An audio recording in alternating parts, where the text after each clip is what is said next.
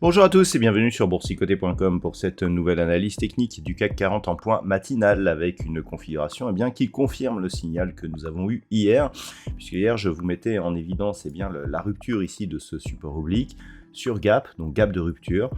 C'est suivi d'un autre gap qui provoque donc un contact ici avec la bande de Bollinger supérieure, un retour sur cette zone ici des 7485 points qui correspond au comblement ici de ce gap que nous avions eu entre le 13 et le 14 avril, qui était donc un gap haussier. Et donc pour l'instant, on est en train d'attaquer ici ce gap pour le franchir. On a ouvert sur un gap ce matin, le gap a été comblé puisque hier nous avions un point bas à 7504.26. Aujourd'hui nous avons actuellement un point haut à 7508.13, donc le gap est comblé pour 4 points. Et suite à cela, on s'oriente à la baisse avec un marché ici qui reprend des inquiétudes par rapport justement au secteur bancaire.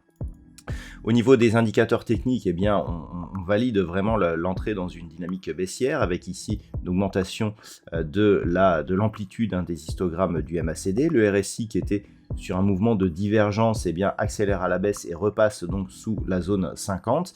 Donc le signal ici il est confirmé.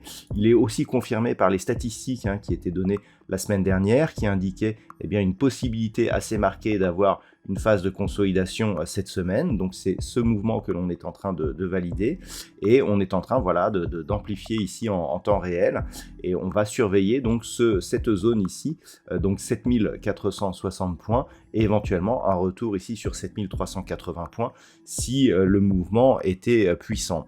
Au niveau des variations des valeurs, nous avons quelques valeurs en hausse. Bouygues 1,81%, Orange 1,80%, Eurofins Scientifique, Vinci, Carrefour et Danone sont dans le positif. Au niveau des plus fortes baisses par contre, alors nous avons Téléperformance qui perd 14,83%.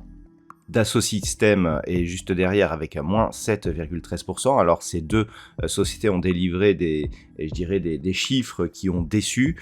Derrière, Safran, Kering, Legrand, Airbus ou Société Générale sont parmi les plus fortes pertes. Donc on vient d'en parler, ce qu'il faut attendre de cette séance, c'est de voir un petit peu jusqu'où cette baisse va se poursuivre.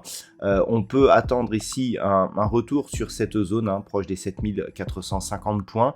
On aura ici ce gap qui n'était pas un gap daily, puisqu'on a ouvert ici sur la zone de plus haut de la veille.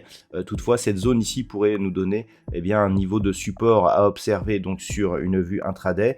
Tant que l'on reste globalement au-dessus des 7380 points, il n'y a pas de remise en cause de la tendance haussière à plus long terme. Par contre, sur rupture de cette zone, là, les choses pourraient changer. Et globalement, en intraday, tant que l'on est ici sur un contact bande de Bollinger inférieure, on peut privilégier effectivement un mouvement baissier en direction de cette zone des 7380 points qui paraît être un bon objectif vu l'amplitude du mouvement actuellement.